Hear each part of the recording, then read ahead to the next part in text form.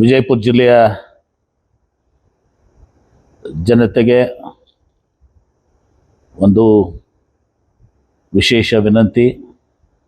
ಕೃಷ್ಣಾ ಮೇಲ್ದಂಡೆ ಯೋಜನೆ ಭೂಮಿ ನೀಡಿರುವ ರೈತ ಬಾಂಧವರೇ, ಈಗಾಗಲೇ ನೀವು ನೀರಾವರಿ ಯೋಜನೆಗೆ ನಿಮ್ಮ ಜಮೀನನ್ನು ನೀಡಿ ವಿಜಯಪುರ ಜಿಲ್ಲೆಯ ಹಾಗೂ ಕರ್ನಾಟಕ ರಾಜ್ಯದ ಪ್ರಗತಿಗಾಗಿ ಸಹಕರಿಸಿದ್ದೀರಿ.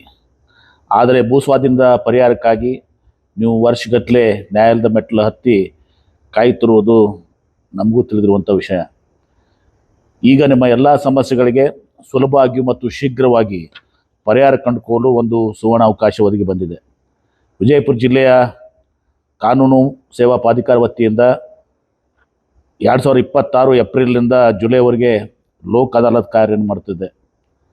ಯಾರು ಭೂಸ್ವಾಧೀನ ಪ್ರಕ್ರಿಯೆಯನ್ನು ಪ್ರಶ್ನಿಸಿ ಅಥವಾ ಹೆಚ್ಚಿನ ಪರಿಹಾರಕ್ಕಾಗಿ ನ್ಯಾಯದಲ್ಲಿ ಕಾನೂನು ಹೋರಾಟ ನಡೆಸಿದರು, ಅವರು ಈ ಲೋಕ್ ಅದಾಲತದ ಮೂಲಕ ಪರಸ್ಪರ ಒಪ್ಪಿಗೆಯೊಂದಿಗೆ ಪ್ರಕರಣವನ್ನು ತಕ್ಷಣ ಇತ್ಯರ್ಥಗೊಳಿಸಬಹುದು.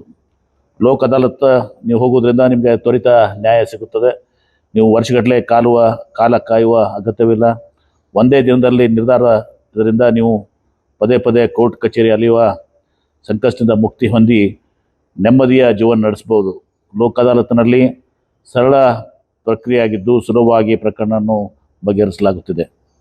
ಸ್ಥಳ ಮತ್ತು ಸಮಯ: 1ನೇ ಹಾಗೂ 3ನೇ ಹೆಚ್ಚುವರಿ ನ್ಯಾಯಾಲಯ ವಿಜಯಪುರ.